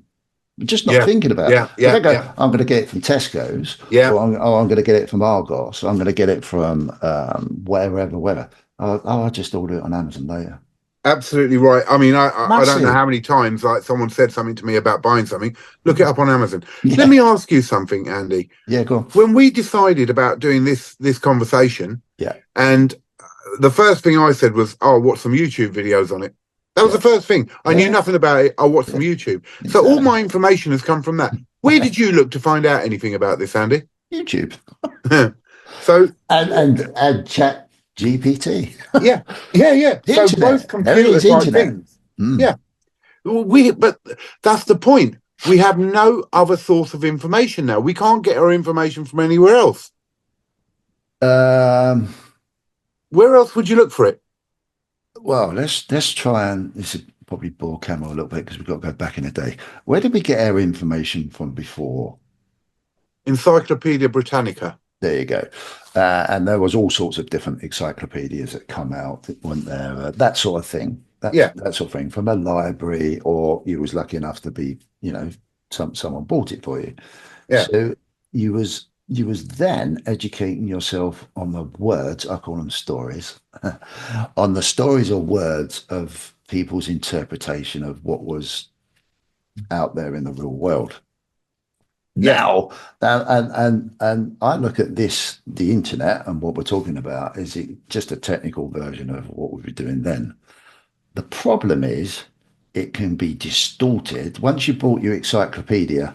Mm. Unless you bought the updated version or a different version, it was a consistent thing, wasn't it? But now it's just, well, okay, I don't like that, so I'm going to go somewhere else. Oh, I don't like that, and it's almost like you're searching for something that fits your narrative, and this is where the big companies are using, what I believe, that information, because we give. I mean, one of the biggest things we've done as humanity in the Western world is we just easily give up all our information to the internet Mm. via whatever now, we're just giving it up. So we're actually feeding it what it wants, and then it's been manipulated to give us what they think we need. Well, That's worrying. for sure, there's a positive and negative to it, though. If back in the day Yeah, we of were course. using books and Encyclopedia Britannica and whatever else from a library, once it was written, that's what it was. Until, as you say, there was an updated version the next Yeah, year, yeah, and then it may change slightly, and it may not. So our information was limited in that way because, obviously, even with science and everything else, we update constantly. We learn new stuff. So your Encyclopedia Britannica will give you a basic information, but one, it's written by someone, and two, it doesn't change for a year. Whereas with the internet, yes, it's written by someone. We say that, but then it could be written by bots now, and it's updated with new things and new papers that come out and all the rest of it all the time. So we have a benefit there, but we have a negative, which is anyone can put it up on there. Look at Wikipedia. Wikipedia was supposed to be a source of information for anything, but anyone could post on Wikipedia what they thought, and it could be a lie. And there was no guarantee that anything you read on Wikipedia was true. So it's a very complicated thing to whether it's beneficial or not. It is beneficial in many ways. We do find out so much information from it. And some of it, if it's a basic thing, will be real. But there's also so much fakeness, manipulation, and guiding us in certain directions that it becomes dangerous. And then I say, when you add AI into it and AI getting more intelligent, it can then influence us even more. And I think it's highly dangerous. But then, as I said, can we live without it? No, not really. This for me is the question when it comes to the dead internet theory, right? The question is, if we assume that pre-internet they had pretty much full control, right? It's pretty well known that about 4 or 5 entities own all the media, right? And before the internet, you had radio, you had television, and you had newspapers or magazines. And so information could be pretty well controlled through those limited sources. And then the internet comes about, and suddenly people from all around the world can exchange ideas and information, and people can look up whatever they want to look up. And suddenly there's no element of control over that. And for me, that begs the question pertaining to the dead internet theory, which is, let's assume I was an entity that was interested and invested in controlling the narrative, right? I wanted to make sure that whether it was radio, television, magazines, or printing press, that my narrative was being pushed. And then suddenly the internet comes along and I can't really control that anymore. I think the question is, does that therefore incentivize those people that have tried to be in control of information to bombard the internet with misinformation, with bots, with AI, with fake content, so that eventually we get to the point where the internet is no longer a trustworthy source of information, or where we can get to the point where we can no longer Google things and then be like, well, that must be true, right? Instead, it's just this kind of mess of AI and bots and misinformation, and no one knows what to believe anymore. And then at the same time, you've got like the big companies that control most of the data. They get to choose and control again what information is released and what information is censored and what information shows up when you Google certain things, or even down to things like social media polls, right? They get to push one narrative or skew the polls in another way. And if I put my sinister cap on and I say that I'm a kind of entity that wants to control the information and control the narrative, having an internet which is open and free and completely, what's the word? Yeah, free, right? If it's completely free for anyone to come and look up information and get access to information, I would probably have quite a hard time accepting that when I'd spent all my time prior to the internet trying to control the narrative and control the information sources. So for me, the big question is like, doesn't it make perfect sense that if they spent so much time trying to control the narrative, that once the internet came along, they were suddenly heavily incentivized to kind of flood this thing with misinformation and confusion and make everyone go, well, I don't know what to believe anymore. Like the internet's useless. I can't get accurate and true information from it anyway. And I think that's like the biggest question of all, right? Like, is there possibly an entity that is looking at this and going, well, I want to make this thing as muddy as possible to prevent people being able to go against the mainstream narrative? Yeah, 100%. I Yeah, see. for sure. I personally see where you're going with that. It's almost like a cycle reverse, isn't it? Like we're going to lose this if we're not careful. We're going to lose the manipulation of the people. We're gonna and I don't. They probably can't stop it, which worries them. So what a great way is to like Use it. basically make it shit, where everyone that at some point goes, oh bloody hell, I can't use it anymore. So it's a, I can't believe in it. And then all of a sudden, I mean, going a bit out there a little bit with the thinking, what do they do? Start to roll out, well, you can rely on the state. We will give you proper information, Hmm. you know? And you can see, I'm not sure how long that cycle goes, but you see it in the finance bit world now. I think it's a really good point, actually. It's so difficult. I find it so difficult because I I I just wish we would talk a little bit more. Well, Old-fashioned talk. brother, this is the whole problem. Technology has I ruined that know for us. it has. Basic communication is gone.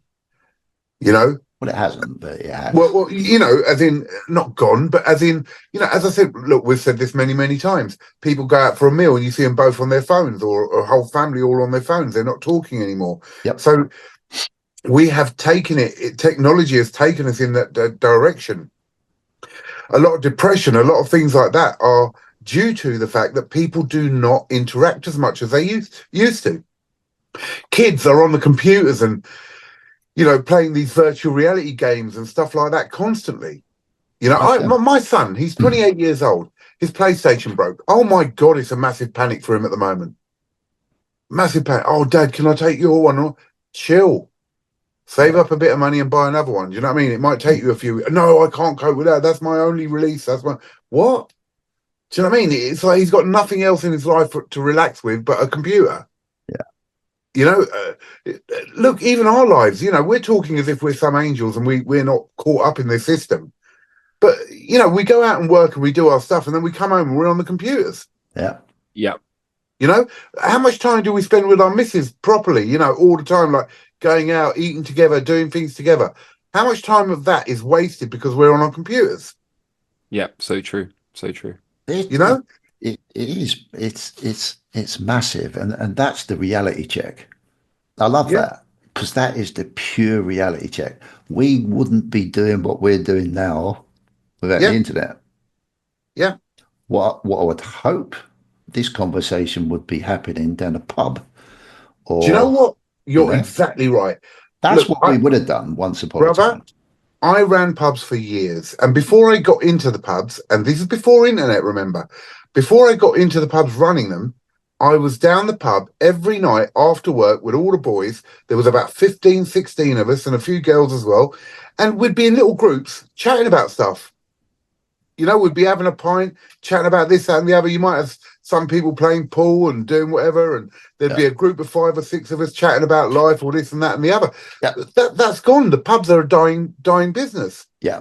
And pre-2020, most people were socializing still. Most people were going around each other's houses, meeting up, having chats, doing whatever. Since 2020 and all the shenanigans of whatever happened, I socially, I can definitely say I am definitely not as social as I used to be, for sure. And my kids aren't. Yeah, probably most people aren't. Most people I talk to now when I go to visit them, they're like, "Oh, I haven't seen Mum, I'm stuck indoors, don't really." Oh, it's all since COVID. Everything's changed. There's been a psychological change in society since that point, and it's almost breaking the what you were saying, Cobra, breaking that day to day, being able to talk at a physical level, socialize, and it's just going. And now it's just becoming this, and this is just open to I don't know how much manipulation and bollocks and bullshit, as I call it.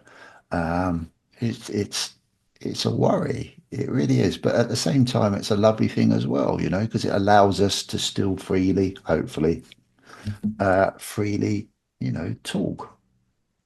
Yeah, I had a yeah. weird experience about 6 weeks ago, right? About 6 weeks ago is my 1 year wedding anniversary. And I took the wife to this restaurant, and the waitress was quite young. She brought over our food, and then she had like a little jug of, I don't know, cream or whatever that went over the fish. And so she puts the plates down in front of us, and then she just stands there holding these two little jugs of cream, right? And we're just sat there, and then Mhm. some moments go past, and then we kind of look up at her like, what are you doing? And she goes, oh, by the way, if you want to take a photo, like do it now, because Ah, then I'm going to pour cream over it. And we were like, oh, yeah, we were like, oh no, we're good, we're good. And she was like, oh, it's okay, just because, you know, if someone poured cream over my dinner, I'd be really upset because it'd ruin the photo.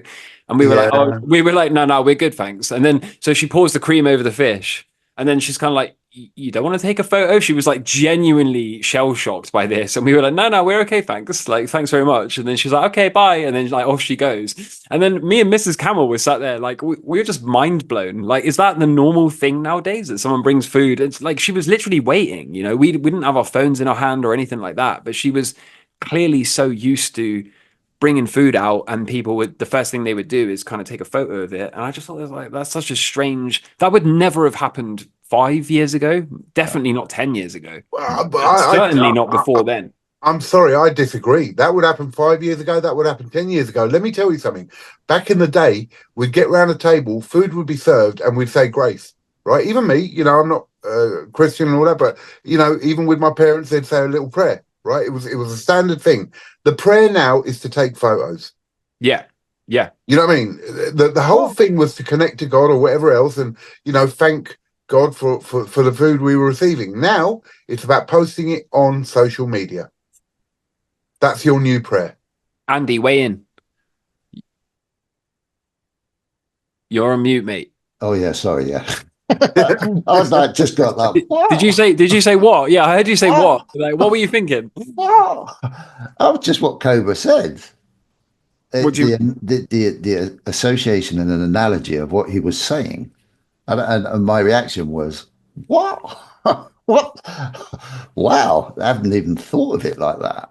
Yeah, Not it's thought of true. that We at used all. to say That's that. grace. We'd all hold hands and round the table, and we'd say grace. Yeah, And I'm not disputing that bit. yeah. It's just Well, that but just Instagram transition. is their new god. Yeah. Social media validation from strangers on the internet Yes. is their new Yes. god. It's Yeah. normal. See, I when me and my wife were out, or when we went, it was on the holiday recently. You know, we was trying different foods and bits and pieces, and we took some pictures before we ate, just to put them on the family chat, just to show the kids, you know, because you can't really explain it that well. That's what I love about technology. You can't explain it other than, oh, the food was really nice. I tried lobster for the first time, and I say, yeah, it was really nice, but I wanted to show the presentation, so I used that technology. But I've never looked at it in a way of it becoming an institutional thing that I do every time I eat. Mm. You know, it's weird, but you're right. If that's what people like youngsters are doing now, oh look what I've got, straight on Instagram, straight on this, straight on that, and you just think, whoa, what the And freak I've am I? been guilty of it. I've been guilty of it. And when you said, "Oh, it wasn't happening that much 5 years ago," and all that lot, I disagree, Camel. You know, 5, 10 years ago, I was at a point where I was going to nice restaurants or whatever, and I'd take photos and put it all over Facebook. It's been going on for years. Yeah, Years. yeah, maybe. I mean, I can think of definitely one or two times. So my my wife works in a cancer ward in the hospital, and I can remember one time specifically she was talking to one of her patients that she sees, and she likes to build, you know, these patients come in a lot and they build good relationships with the nurses and stuff because they see them all the time, and they use the nurses to kind of grieve and talk to and confide in and that kind of thing. And she was talking to one patient in particular, and this old lady was saying like, "Oh, I've always wanted to eat at this place." And then we went to eat at that place, and so Mrs. Camel took a few photos so that she could take it into work and show her patient, you know, like, "Oh, look, this is what the food was like." And apparently her patient was like, you know, really grateful to be able to see like that.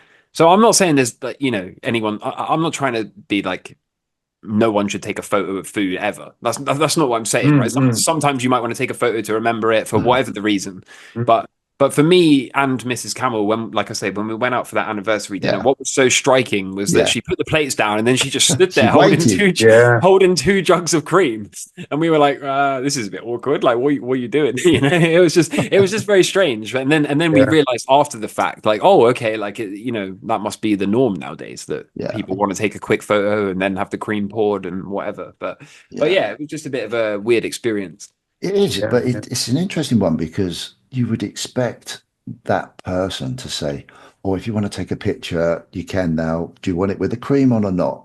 Sure. But just to stand there and wait. Yeah. Out of expectation. It was an uncomfortable amount of time. It was an uncomfortable amount of time as well. It's enough to kind of like, we're looking at each other, then we look at her, we look back at each other, we look at her, we look back at each other, we're like, what is going on, Ram? It was surreal. It's dystopian. But this is where communication has died in it. It's so expected that we're not even talking. Myself and the missus were out in America, in Florida recently, and we went to a drive-through. A taco drive-through, I think it was, and I was saying what I wanted through the speaker and all that lot. I got to the window, she opened the window and stood there. She didn't say a word to us, and I'm looking at her and she's looking at me, and I'm waiting for her to pull out a machine for me to put the card on and all that lot. She was obviously, a lot of people pay cash out there, and I went, card, paying by card. And she goes, "Oh, right, no communication. Why didn't you say, are you paying by card or cash, sir?" Do you know what I mean? And then we can move on from that. She literally opened the window and looked at me. Come on now. That's expectation. That's non-communication, no verbal communication whatsoever. Yeah. That's classic, because I just say I'm terrible because my wife gets a bit embarrassed. But if that happens to me, dude, I always say, "Yeah, I'm well, thank you. Thank you for asking." Yeah. I just say that and she goes, "Oh, shut up, man, shut up." And again, but it's just normal. And then the people's reaction is, "Oh, I'm really sorry." It's as if like, well, I don't have to do that anymore. I don't have to interact with people. It's I'm just there to serve, just like a bot is there to serve on the internet. And we get back to bots. Yeah, but it's overspilling into day-to-day existence. It's really weird. It's really strange. But the next thing I would like to ask you both is, that being said, we can talk about the ups and downs, whatever, the fors, against, personal, whatever. Is it going to go away? Is this going to go away, or is this something that certain people amongst humanity have either got to take it on board and start preaching their opinions, or do we just, I don't know, try and keep those close little communities and try and keep speech alive in the format of how we're interacting now, but in a virtual way, What do we do? Do we just let it happen? What do we do? What can we do? Is there anything we can do? All right, I'm going to answer that question, but I'm going to put something to you first. Okay. Did any of you see The Running Man, the film? I did. No. All right. No? So The Running Man was all about a massive TV show. They wanted views, and that was what it was all about. You had people suffering out there with no money and nothing and, living in squalor. But you had these rich people who ran this show and all the rest of it. And what they did was they used false images on Arnold Schwarzenegger. He refused to murder a load of people when he was in the military or whatever. And they made the film that he slaughtered all these people, then put him into this game show. And that was how it went. So that was fake information that was used. And in the end, he rebelled against it and everyone rebelled against it. All right. Do we get to a stage then in reality where we carry on with this to such an extent that they fake videos, they make fake information and all the rest of it? And then one day we are heading towards that thing where you've got very rich and very poor, which we see in what we call third world countries all the time. And we talk about the Western world like it doesn't suffer it, but it does. Do we get to a stage where it's all so fake out there that one day people just turn against it totally, and we actually go backwards in our what we call civilization and our technology just to start living normal lives again, or live like proper human beings, controlling our own thoughts and our own actions. I think, I don't know. I mean, how far will technology go? Will it control us so much that we can't change it? Or will it be a case that one day we all fight against it because we don't believe any of it? I've always thought there might end up being like a two-tiered society almost, right? And I don't mean in the traditional sense, but I just mean in terms of there's probably going to be some people that are just wired in all the time. Their friends are all digital. They almost never go out and meet humans and have human to human interactions. Uh, Maybe for a lot of people, that's through video games. Yeah. Or there'll be some blokes out there that get AI girlfriends or whatever, Yeah. all that kind of stuff.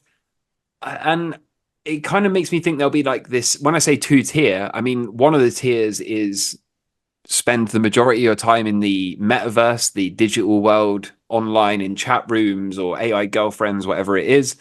And then there'll be like this secondary group of people that for them, they're just not about it, right? They value human to human interaction. They don't really have any interest in showing the world what they're up to on Facebook or taking pictures of every meal they eat and uploading it to Instagram or whatever.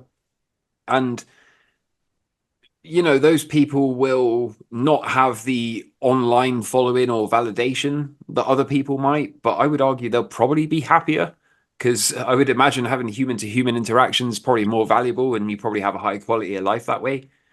And I guess there'll be some people in the middle of those two tiers who kind of, for the most part, hang out in the real world, but from time to time they go and game and escape and do whatever nefarious stuff they do with these AI women.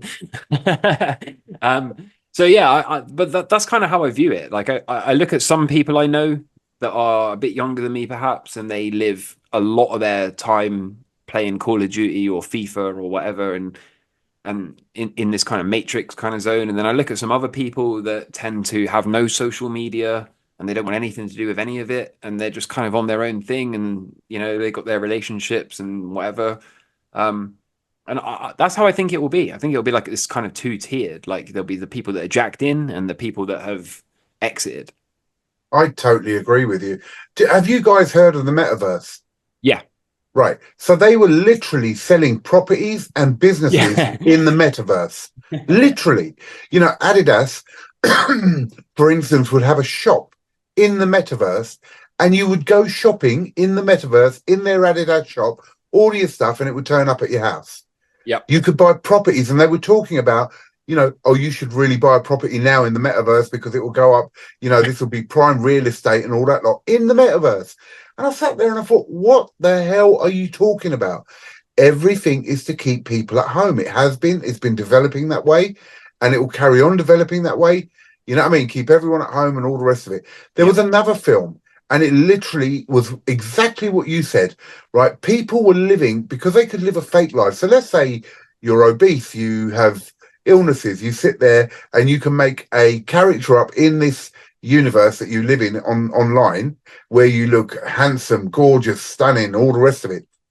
End up having a relationship with another person in there who's got their own little character and all that lot. And all sorts of weirdness, and people in this film were just jacked in and stuck on this thing 24/7. Dangerous. I don't know. I mean, they want to take financially, they want to bring it all into the metaverse. So money is flowing through the metaverse. And you're just sitting at home doing nothing, just rotting, connected up to this rubbish. Have you ever looked at VR chat? I have a virtual reality headset. I haven't gone into VR chat. So there's this huge, like, if you type into YouTube VR chat or something and just watch a few videos, you'll get the gist of it pretty quick. But as far as I'm aware, I've never played it. I've never experienced it firsthand. But you get a VR headset and a couple of like hand things or whatever so that you can interact. And then they're just like, I don't know how I would describe it. They're like little metaverses. So there's a nightclub you can go to if you want to hear some loud music and dance with some people. And then there's like other, lounges you can go and just sit down and chill out or whatever.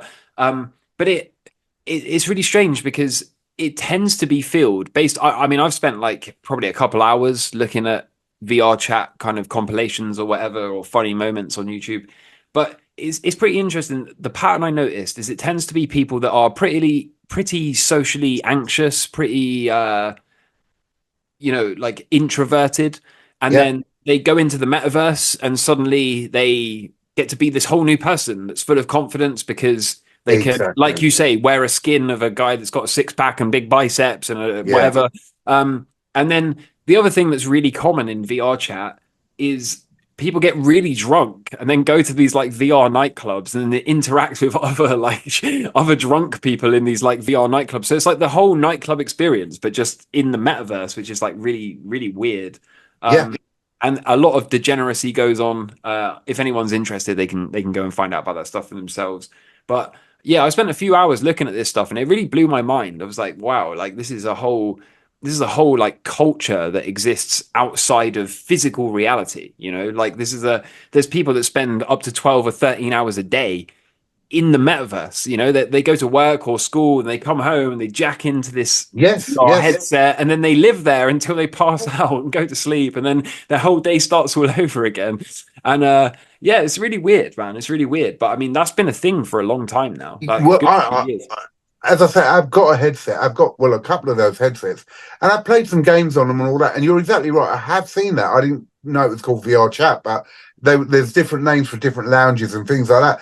And I've been in there, and I found I got bored very easily because you start chatting to someone, and it's not real. It's not.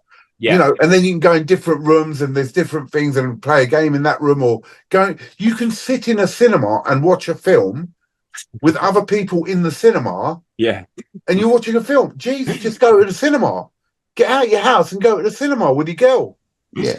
Yeah. Do you know what I mean? But you're literally sitting next to me and people are chucking popcorn on you and all that. And I feel like turning around and going, will you fucking stop, you dickhead? Do you know what I mean? Like, it's stupid. It's stupid. Gordy's got a VR headset and he's got like a fishing game on it. Yeah. And I had a funny experience with that. So I put the VR headset on. I'm like casting this rod out, trying to catch a few fish or whatever. And in the VR, whilst I got the headset on, I'm in a boat, right? Yeah. But in Gordy's room, I'm just sat in like a computer Yeah. chair, right? Yeah. And it didn't look anything like real world. It was very cartoonish, right? But even though it didn't look representative of real water or a real scenery, even though it's clearly cartoonish, it was still immersive enough that Yes. after about 15 minutes, I kicked back and went to put my feet up on the side of the boat and Yeah. ended up knocking a bunch of stuff off of his desk. Absolutely right. Bro, I've flown planes in it and you feel like you're flying. Yeah, it's And crazy. it's amazing. Don't get me wrong. To enjoy it here and there is brilliant. But you're absolutely right. People then get jacked into it for 12 hours and live their life in it. Literally go to school, do their stuff, go and work, and then come home, jack in. That's their life. Yeah, it's weird. That's their life. It's not healthy. Can't be. No. Uncle Andy's shaking his head. I whenever I listen, it's really great. Whenever I listen to these conversations, I always think of what I thought of my granddad. He used to fucking go on about stuff. And I used to sit there thinking, oh, bloody hell, you old person. Yeah. I totally get. And I think this is one of my challenges is I'm desperately trying to not be that person and try and embrace and make some sort of sense of this transition. Problem is, is the transition is happening so quickly, and everyone gets bored of it. Probably, the younger generation when they hear people like me going, "Well, I remember the day before the internet, when phones we had to go wee and wait for it to go back round." That's bollocks. But it was a big part of our life, But today, it's just, oh, man, if you're born into that, Yeah. then you have no reference for anything else. So that's your experience while you're here on the planet. Yes. and you literally will grow with that experience, and it is what it is. It's a tough one. It's a real tough one. But I'm getting back to, before I went to the toilet. Um, I believe that probably the future of all of this will be depicted on how the money, what happens to the money. I think once we go through this money situation of whatever's going to go on there, then we're going to find out whether the new the new reality for the larger proportion of what Camel was talking about, this two-tier system, two-tier reality, Yes. Yes. whether there's the infrastructure to support that, um, maybe plugged in 24/7 at some point in the future, because it's got to be supported and there's got to be an infrastructure outside to support it all. Someone's still got to clean I don't know, unless they develop a way of us being crude, having a shit and it just automatically evaporates in our pants or knickers. Robots. Yeah, exactly. You're going to have, do you have an AI assistant permanently to your house or your home, wherever you're living? Um, it's fascinating. And I think this is it's a great stepping stone to start to use our imagination and trying to sort of piece together that, oh my God, what really could it look like? What really could it look like? Because it's all being innovated. Go when I hear people talk about, the metaverse, that I would imagine creating that is not cheap. It's got to be a massive investment, money that I can't even comprehend. So if a corporation or an entity, maybe the big six that possibly are out there, are believing that's the way that society needs to go, they're going to put that money into it to make it happen, whether I like it or not. But it's And that's a all true the smaller reality. corporations add to it, bruv. So Sorry? they're invited. All the smaller corporations, like I said about Adidas or, Oh, of course, so. shops and all that lot, they all pay to be in it. So that's Because where the money comes from as well. yeah, but that keeps us stimulated, doesn't it? Of course. And That's and why the, it's the there. point is they're still selling their stuff, but they're Yep. selling it to those people who are jacked into this thing. Yeah, So yeah, the money's still flowing. yeah. But I was going back to the source. The source will always be in my head. The source of the creativity to actually make it manifest itself into the world, and that has to start at a source, and then from Yes, that but source, then Facebook, it brings in everything else, doesn't it? yeah, Facebook or Meta was the one who created the metaverse. Hmm. That's who did it. It Yeah, was their idea, and then they expand it. So it started off with just one, say, town or whatever, and they expand it. They put add-ons onto it constantly, yeah, yeah, and that's how it grows. yeah, exactly. And that's not cheap. So someone's got some vision somewhere, and they're pushing that thing. And the other interesting thing is when you was talking about going to school, coming home, plugging themselves in. When I look at my youngest boy now, most of the time he goes to work, comes home, he doesn't plug himself in virtually, but he's Mm, plugged into the system. He's mm. plugged into Discord. He's plugged into the gaming. He's plugged into his PlayStation. He's just plugged in, talking to. Well, he's up there now talking to some young lady in America, or Canada. Sorry, he's just plugged in, totally plugged in. He's not out there down a pub. Mm. He's not out there, doing. And maybe doing grounding yourself in nature. He probably doesn't even know the sun's out. Yeah, very No, true. it's and that transition. If I was being, if I wanted to change the world, I would obviously be recognizing that and thinking, okay, yeah, over the next decade, we'll try and just push that a little bit more and get that transition going from the lads and the young ladies interacting this way. We'll just offer them a little bit more, and bang, before you know it, 10 years down the line, it's, oh yeah, have you got this? Have you got that? You doing this? You doing that? And then they're going to wire us all in with a chip. Mm. That's That's the another. next level, isn't it? That's That's the next another thing. conversation. Yeah, You can see it happening, yeah, yeah. and I'll be worm food, so probably.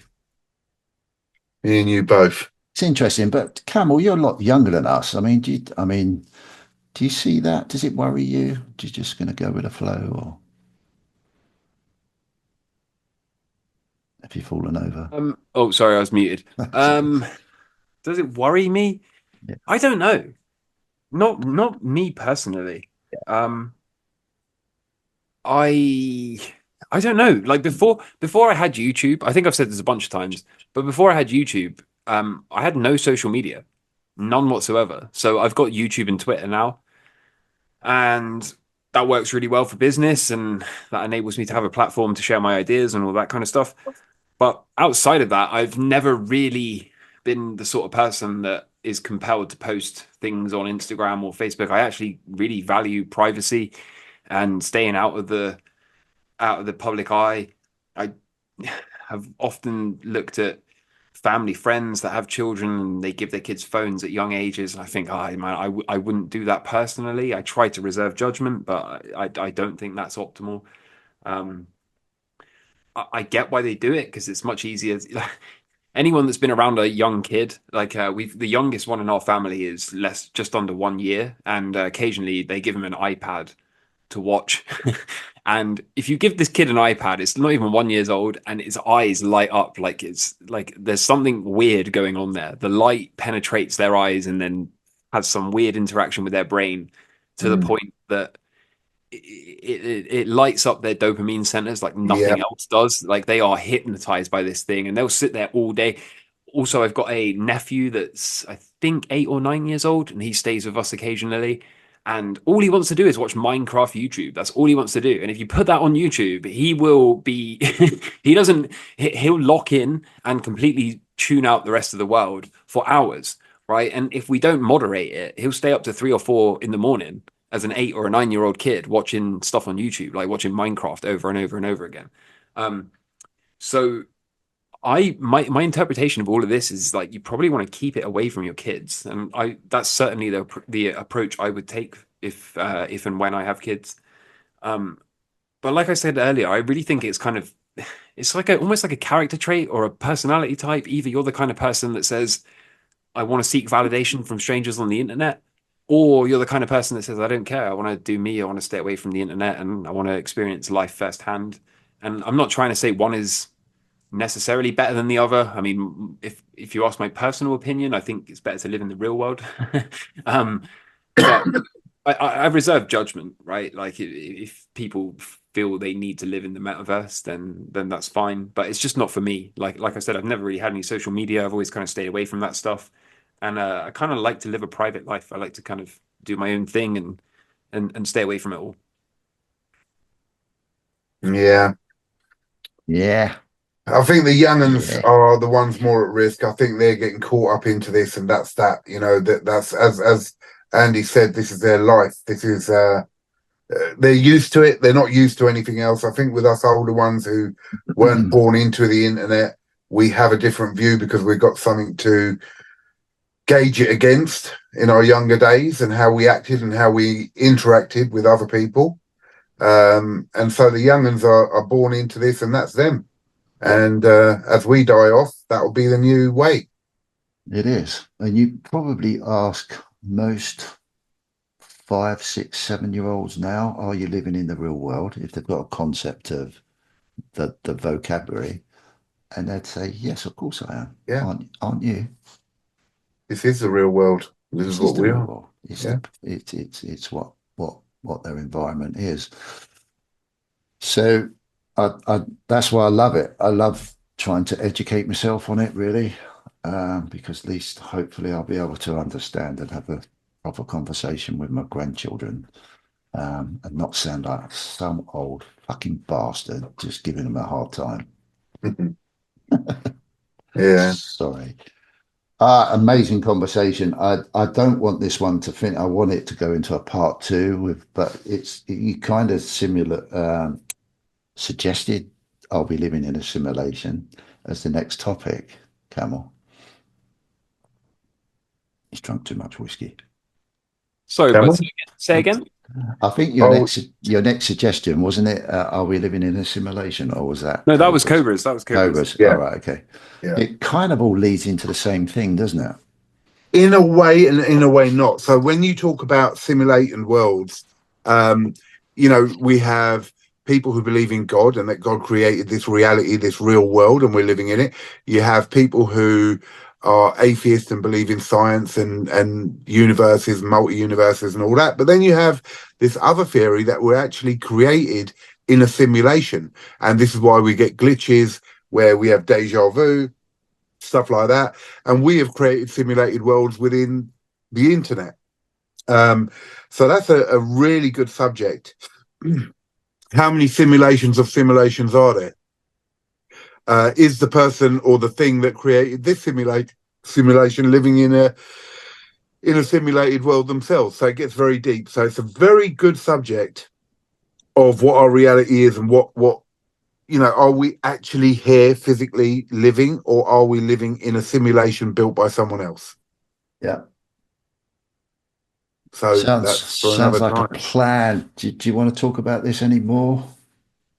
I think we've pretty much covered this one. I reckon so, Camel. Yeah, I agree. I think we pretty much covered it. How much whiskey you had? Um, And is it working? Yeah. it is working. Yeah. Oh, you sound so chilled. Yeah, I'm all right. I'm all right. I've paced myself because I haven't drunk in a while. Good for you. Good for you. Yeah, fascinating chat, guys. Really enjoyed that. Just for any new listeners, um, let people know where they can find you if they want to. Cobra. Okay, so Cobra Stacker on YouTube, and it's a channel which talks about gold and silver, bullion proof collectibles. And then every Friday, I do a live auction from 7 till about 1 in the morning, where you can just interact with the community in gold and silver, or you can buy amazing bullion proofs and collectibles. Camel. You can find me at Twitter finance_camel or YouTube camel finance. And that's pretty much it. Other than that, you might find him in a field somewhere walking his dog getting stung by wasps. Yeah, from Somewhere time to time. from time to time. Cheers, guys. I hope. Oh, wait. Go on. Have you got some members to shout out? No, I'm doing it differently, mate. Okay. Yeah, for sure. Sorry, no, it's a good point. What I'm going to do is that's part of me doing these intros now. Hello? Yeah, I'm here. Oh, sorry, yeah. Part of me doing some intros. I'm trying to sort of just keep a bit of member interaction at the beginning. So Okay. and obviously I'm welcoming everyone on the posts of the channel as well. So yeah, that's quite cool actually. A few people have reached out to me already, started talking, which is really great. Great stuff. Yeah, it is great. I'm really looking forward. I'm a firm believer in this good old-fashioned bit of talking lark. So yes, the membership thing is actually working, which is really cool, guys. Cobra Camel, it's working. Cobra Camel. Brilliant. Yeah. I know what you're hinting at. I will join. Come on, Cobra Camel. I will join. Guys, really appreciate it. Thank you very much for your time. As always, Camel, I wish you better. Cobra, get some sleep, mate, and some rest. And take good care of yourselves. Cheers. Take care, guys. Thank you very much. See you later. Bye.